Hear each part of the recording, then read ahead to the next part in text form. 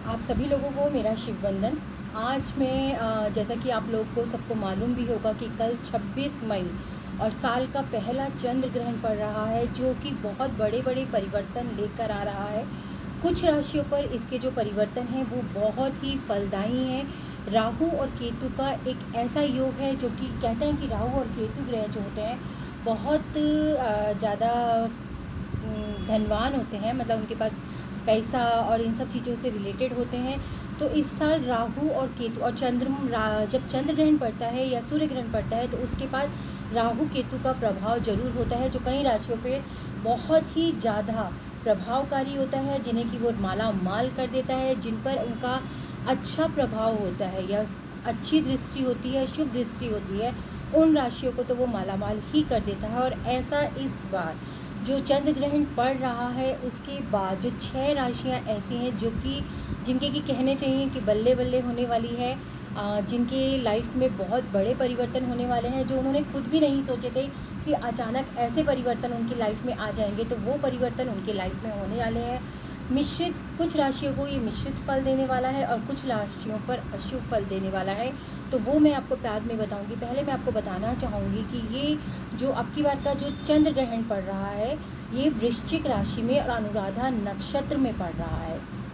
जी हाँ, ऐसा माना जा रहा है कि जो ये चंद्र ग्रहण पड़ रहा है ये काफ़ी खतरनाक है। खतरनाक शब्द शायद नहीं कहना चाहिए, खतरनाक नहीं, लेकिन हाँ इसके परिवर्तन काफ़ी कुछ इस तरीके के हैं कि जो कि बहुत सारी चीज़ों पर अपना अशुभ प्रभाव भी देकर जाने वाला है। ठीक है, जो चंद्र ग्रहण का समय है वो है कल 3:15 दोपहर से और शाम को 6:22 तक। पर ऐसा माना जाता है कि जब भी चंद्र ग्रहण या सूर्य ग्रहण पड़ता है तो उससे करीब 9 घंटे पहले सूतक लग जाता है। सूतक लग जाने पर हमें कोई भी शुभ कार्य नहीं करना चाहिए। और सूतक का जो समय है वो है कल 6:15 सुबह। तो यानी कि सुबह 6:15 से सूतक स्टार्ट हो जाएगा और चंद्र ग्रहण का समय है 3:15 दोपहर, जो कि शाम के 6:22 तक रहेगा। ऐसा आप लोग ये तो आप लोग भी जानते होंगे कि जब चंद्र ग्रहण या सूर्य ग्रहण पड़ता है तो बहुत सारी चीज़ें ऐसी हैं जो हमारे धर्म में, हमारे वेदों में वर्जित मानी गई है। जी हाँ, इस समय जब चंद्र ग्रहण और सूर्य ग्रहण पड़ता है तो इस समय हमें किसी भी प्रकार की पूजा पाठ नहीं करनी चाहिए। पूजा पाठ नहीं करने का मतलब ये होता है कि मंदिर में बैठकर हमें किसी भी प्रकार की पूजा पाठ उस समय पर नहीं करनी चाहिए। अपने मंदिर को ढक कर रखना चाहिए, मंदिर खुला नहीं होना चाहिए। आपको ईश्वर को किसी तरीके से छूना नहीं चाहिए। उस वक्त पे आपको नहाना नहीं चाहिए। कोई भी शुभ कार्य उस समय पर आपको नहीं करना चाहिए। जितना हो सके आप उतना बैठकर मंत्रों का जाप करें। मंत्र जाप करने के लिए आप कहीं और बैठिएगा, वहाँ पर घी का दीपक जलाइएगा। और ऐसे समय में अगर आप मंत्रों का जाप करते हैं, किसी भी मंत्र को अगर 5 माला कर लेते हैं तो वो मंत्र आपका सिद्ध हो जाता है। तो ऐसे समय में आप किसी भी मंत्र को सिद्ध कर सकते हैं। ओम क्लीम कृष्णाय नमः मंत्र को आप सिद्ध कर सकते हैं। ये एक बहुत पावरफुल मंत्र है। हमेशा भी कहती हूँ ओम भगवते वासुदेवाय नमः को आप सिद्ध कर सकते हैं। ओम ह्रीम ह्रीम क्लीम चामुंडाय विच्चे, इस मंत्र को आप जप सकते हैं, इस मंत्र को आप सिद्ध कर सकते हैं। और ओम नमः शिवाय, जी हाँ, शिव का ये मंत्र बहुत प्रभावकारी होता है। और इस समय वैसे भी कहा जाता है कि चंद्र ग्रहण में अगर आप शिव की उपासना करते हैं इस तरीके से मंदिर में बैठ के नहीं, मैं आपको अभी भी बता चुकी हूँ कि इस चंद्र ग्रहण का जो समय है, जितना भी समय ये चंद्र ग्रहण रहेगा 5 घंटे करीब ये रहेगा। और इस बार का जो चंद्र ग्रहण है भारत में देखा जाएगा, भारत के कुछ जगहों पर भी ये देखा जाएगा, उसका प्रभाव यहाँ पर रहेगा। तो ये जो 5 घंटे का चंद्र ग्रहण है इस समय पर आप कोई भी मंत्रों का जाप करके आप किसी भी प्रकार से उन मंत्रों को सिद्ध कर सकते हैं। आप अच्छी किताबें पढ़ सकते हैं, धार्मिक किताबें पढ़ सकते हैं, अच्छा कुछ भी सुन सकते हैं, लेकिन मंदिर में नहीं बैठेंगे, मंदिर में कुछ भी नहीं चढ़ाएंगे, नहाएंगे नहीं, कोई भी शुभ कार्य आप नहीं करेंगे। दूसरी बात, इस चंद्र ग्रहण या सूर्य ग्रहण इन समय पर जो गर्भवती स्त्रियां होती हैं उनको विशेष ध्यान रखने की ज़रूरत होती है, क्योंकि उनका एक छोटी सी गलती उनके लिए भारी पड़ सकती है। सबसे पहले मैं उन सभी महिलाओं को कहूँगी कि जो इस समय पे गर्भवती हैं वो एक काम करें कि जब 3:15 पर ग्रहण शुरू होएगा और 6:22 तक ग्रहण रहेगा, उस समय अपने पेट पर, अपने उदर पर या तो पूरा चंदन का लेप कर लें या हल्दी का लेप कर लें। देखिए इससे होता क्या है कि उसका बच्चे पर जो होता है चंद्र ग्रहण का जो होता है कि किरणों का जो प्रभाव होता है वो नहीं पड़ता है और एक ठंडक उस पर बनी रहती है। तो आप ये कार्य ज़रूर करें। दूसरी बात, कोई भी चीज़ काटे फाटे बिल्कुल भी नहीं, किसी भी चीज़ पर धारदार चीज़ का यूज़ बिल्कुल भी मत कीजिए, कोई खेती बाड़ी मत कीजिए, कोई पेड़ की कटिंग मत कीजिए, पौधों को लगाइए नहीं, मिट्टी का कोई भी ऐसा कार्य आप बिल्कुल भी नहीं करिए। ये कार्य जो मिट्टी के लिए मैंने बताया, ये कार्य तो कोई भी नहीं करे। चंद्र ग्रहण के समय आप पेड़ पौधों को और इस तरीके के कार्य को बिल्कुल भी नहीं करें। शांतिपूर्वक अपने घर में बैठे। और जिन गर्भवती महिलाएं हैं वो तो कम से कम जिस टाइम सूतक लग जाता है उसके बाद से अपने इन सभी कार्यों पर थोड़ा ध्यान रखें। देखिए क्या है कि कुछ घंटों की बात है, लेकिन हमारी सेफ्टी, हमारे उस बच्चे की सेफ्टी जो दुनिया में आने वाला है, कहीं ऐसा ना हो हमारी किसी कमी के कारण। देखिए धारदार चीज़ अगर हम यूज़ करते हैं तो ऐसा कहा जाता है कि गर्भवती महिला के ऊपर इसका बहुत असर पड़ता है। जो बच्चा इस दुनिया में आने वाला होता है वो विकलांग हो सकता है, उसका कोई अंग कटा हुआ हो सकता है। तो इसलिए इस कार्य को आप बिल्कुल भी मत करिएगा, ठीक है। और अच्छा कुछ पढ़िएगा, अच्छा कुछ सुनिएगा, ताकि बच्चे के ऊपर उसका प्रभाव पड़े। बाहर की नेगेटिविटी का कोई प्रभाव उस बच्चे पर बिल्कुल भी ना पड़े। खाने पीने की चीज़ कहा जाता है कि वर्जित होती है इस समय पर। जब 3:15 से ग्रहण शुरू होएगा तो आपको जो भी खाना पीना है उससे पहले खा पी लीजिए।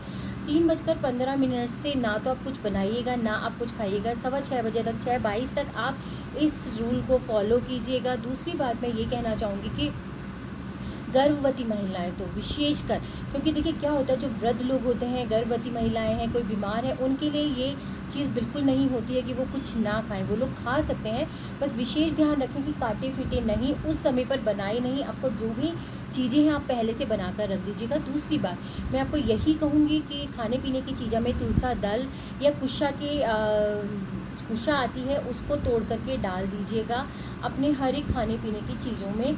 तो कहते हैं कि उनकी शुद्धता जो होती है वो बनी रहती है।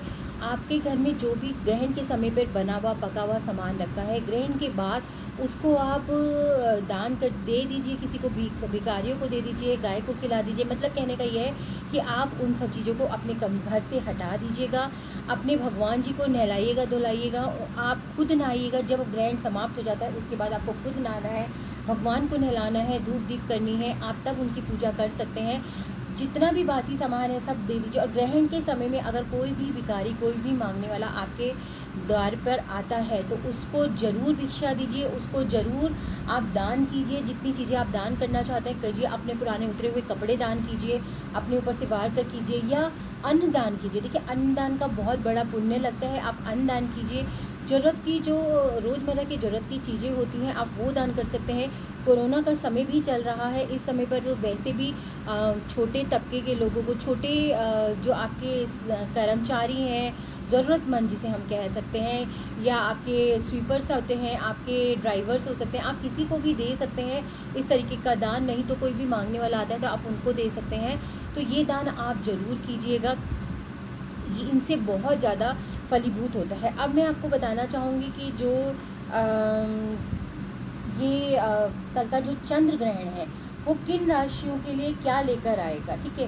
कहते हैं कि राहु केतु के पास अथाह संपत्ति है। जी हाँ, अगर राहु केतु हमारी राशि में अच्छे रहते हैं, हमारे ऊपर उनका शुभ प्रभाव पड़ रहा होता है, तो धन संपत्ति जैसी चीज़ों की हमारी लाइफ में कोई कमी नहीं रहती है। हमारे व्यवसाय बहुत अच्छे चलते हैं, रिश्ते बहुत अच्छे रहते हैं, शारीरिक तौर पर हम लोग बहुत अच्छे रहते हैं, मानसिक तौर पर हमें कोई परेशानियां नहीं होती हैं अगर हमारी राशि में हमारे को राहु केतु के शुभ प्रभाव मिल रहे होते हैं। और ये बिल्कुल सही है कि जब राहु केतु के क्रूर प्रभाव होते हैं तो पूरी दुनिया पलट देते हैं। कहना चाहिए कि इंसान की अच्छी खासी लाइफ की बिल्कुल बैंड बजा देते हैं। तो राहु केतु अगर राशि में आपके अच्छे हैं तो आप मान लीजिए कि आप खुशहाल होने वाले हैं, ठीक है। और उसके बाद मैं कहना चाहूँगी कि अगर राहु केतु आपकी अच्छी स्थिति में नहीं है तो क्या होता है कि आपके धन संबंधी बहुत परेशानियाँ होती हैं। और इस समय जो राहु केतु हैं वो अदृश्य रूप से देते हैं सब कुछ जिन राशियों को दे रहे हैं। बाकी उनके जो क्रूर प्रभाव पड़ रहे हैं, जैसे कि आप देख ही रहे हैं कि कोरोना का संकट इस समय देश पर बहुत ज़बरदस्त है, और छोटी छोटी और बीमारियां भी चलती चली आ रही हैं, कहीं ब्लैक फंगस का, ये सब कुछ राहु की देन है, राहु की क्रूर दृष्टि है। क्योंकि इस समय राहु का प्रबलता है, तो इस समय जो है बीमारियों का हमारे देश में बहुत ज़्यादा रहेगा। अचानक से बहुत भूकंप आएंगे, आगजनी के केस बहुत ज़्यादा होंगे, चोरी चकारी ये सब चीज़ें बहुत ज़्यादा रहेंगी। कहने का मतलब यही है कि अगर एक तरफ वित्तीय समस्याएं और कहना चाहिए धन संबंधी चीज़ें जो हैं बहुत ग्रोथ करेंगी, बहुत अच्छा रहेगा, तो वहीं कुछ इस तरीके की घटनाओं से भी हमें दो चार होना पड़ेगा। साथ ही के साथ मैं ये कहना चाहूँगी कि जब हम ये चंद्र ग्रहण का समय होता है, आपको सोना बिल्कुल भी नहीं चाहिए। ये मैं विशेष तौर पर सबको कहना चाहूँगी कि उस समय पर आप लोग बिल्कुल भी मत सोइएगा। देखिए, एक दिन की बात है, अगर थोड़ी सी प्रिकॉशंस ले लेंगे, थोड़े से नियमों का पालन कर लेंगे, चीज़ों को समझेंगे, तो लाइफ की बहुत सारी ऐसी चीज़ें जो आपको हानि दे सकती हैं, आपको हानि नहीं देंगी और आप इनके कुप्रभाव से बच जाएंगे। ठीक है ना।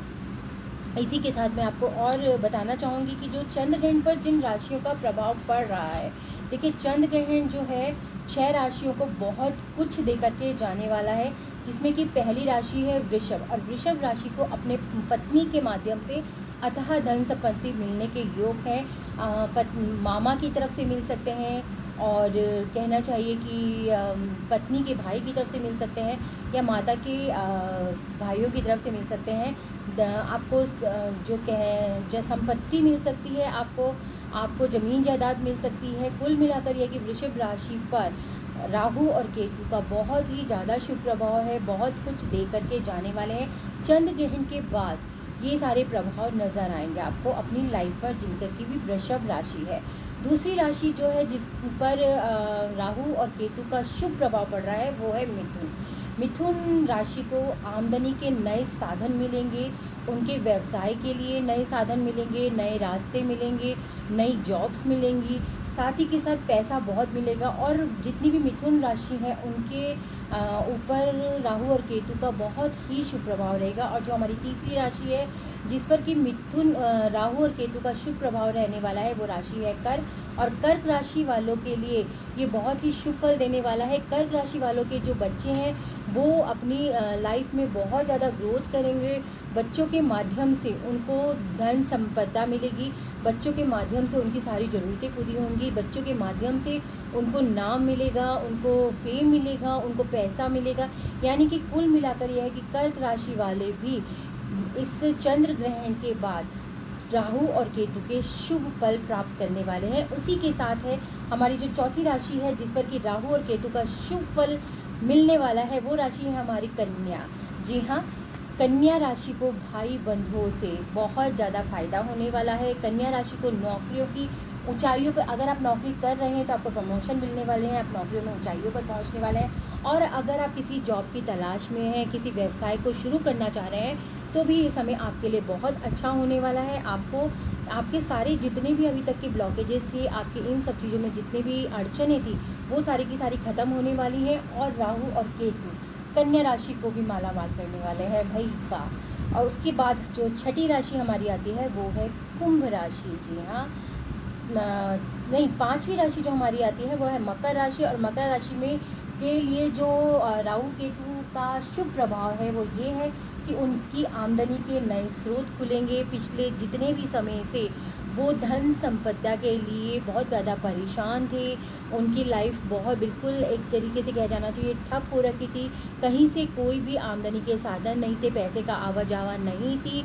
उन लोगों को अब परेशान होने की ज़रूरत नहीं है, क्योंकि उनकी लाइफ में ये बदलाव आने वाला है, उनको आमदनी के जरिए मिलने वाले हैं। और जो हमारी छठी राशि है जिस पर कि हमारे राहु और केतु का चंद्र ग्रहण के बाद शुभ प्रभाव पड़ने वाला है, वो है हमारी कुंभ राशि। जी हाँ, कुंभ राशि को भी नए रोजगार मिलेंगे, धन संपदा मिलेगी, पैसे का आवन जावन बढ़ेगा। साथ ही साथ क्या है, उनके जो अधूरे अटके हुए कार्य थे वो पूरे होंगे, समाज में उनका मान सम्मान होगा, रिश्तों में उनको बहुत फ़ायदे मिलने वाले हैं।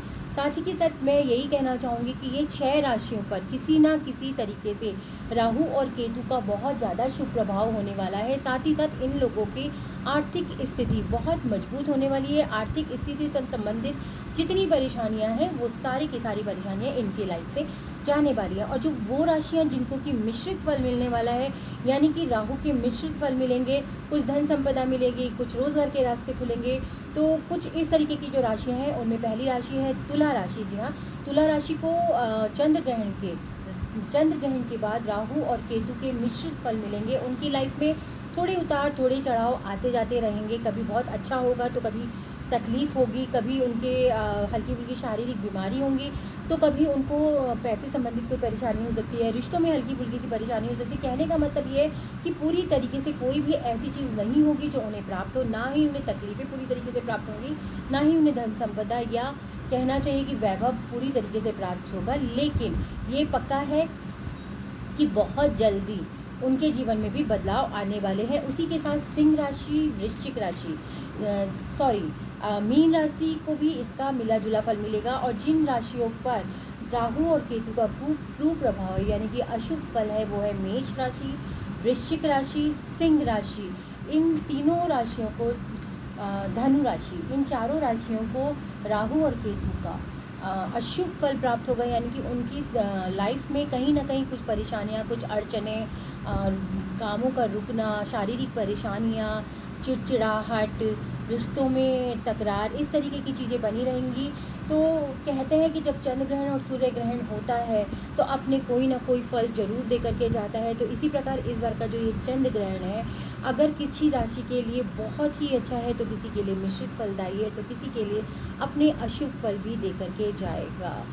ये तो कहते हैं ना कि ग्रहों की चाल हैं, जब बदलती हैं तो कहीं ना कहीं बहुत कुछ देके जाती हैं, छप्पर फाड़ करके देके जाती हैं, और कहीं आपका बहुत कुछ ले भी जाती हैं, तो कहीं मिश्रित प्रभाव भी देकर जाती हैं, और कोई भी इनके प्रभावों से बच नहीं सकता। लेकिन फिर भी हम यही कहना चाहेंगे, मैं यही कहना चाहूँगी कि जब हम इन चीज़ों के छोटे छोटे उपाय करते हैं, छोटी छोटी चीज़ों के छोटे छोटे नियमों के पालन करते हैं, उसमें हम अपना अहम आगे नहीं लाते कि अरे ये सब बेकार की बातें हैं, इनसे कुछ नहीं होता। मैं ये बिल्कुल नहीं कहती हूँ कि किसी भी चीज़ के लिए अंधा विश्वास करिए, ये भी मैं बिल्कुल नहीं कहती हूँ कि आप पत्थर की लकीर पर चलिए। लेकिन फिर भी छोटी छोटी चीज़ें जिनसे कोई फ़र्क नहीं पड़ता, अगर आप उनका पालन कर लें, अगर आप उस पथ पर चल लें, अगर आप उन चीज़ों को समझ लें और कर लें, तो ऐसी चीज़ें आप लोगों को अगर फ़ायदा नहीं भी महसूस होगा तो नुकसान नहीं देंगी। इसीलिए मैं कहूँगी कि छोटे छोटे से उपाय ज़रूर करते रहा कीजिएगा, छोटी छोटी सी चीज़ों को ज़रूर मानते रहा कीजिएगा। अपने संस्कारों को अपने से दूर होने मत दीजिएगा। समय में कितना भी परिवर्तन आ जाए, लेकिन हमारे संस्कार, अच्छे संस्कार हमेशा हमारे साथ रहते हैं, और कहीं ना कहीं वो हमारी ऑरा पर बिल्कुल दिखाई देते हैं। कहीं ना कहीं हमारे वो अच्छे संस्कार जो होते हैं हमारी ऑरा को क्लीन करते हैं। हमारी लाइफ में अगर बहुत परेशानियां होती हैं तो उनको निकालने वाले भी हमको वही होते हैं, क्योंकि हमारी तरफ पॉजिटिविटी होती है, अपने बड़ों का आशीर्वाद होता है, पूर्वजों का आशीर्वाद होता है। तो इसीलिए मैं आप सभी लोगों से ये विनती करूँगी कि किसी भी चीज़ पर अंधविश्वास ना करें, लेकिन फिर भी विश्वास ज़रूर करें। ग्रहों में परिवर्तन होते हैं, ब्रह्मांड में चेंजेस होते हैं, धरती में परिवर्तन होते हैं, प्रकृति बदलती है। ईश्वर के द्वारा बनाई हुई हर सत्ता का अपना कोई ना कोई महत्व है, हर चीज़ का अपना कोई ना कोई महत्व है। उसको समझने की कोशिश कीजिएगा, उसको जानने की कोशिश कीजिएगा। जितना समझ सकते हैं वो तो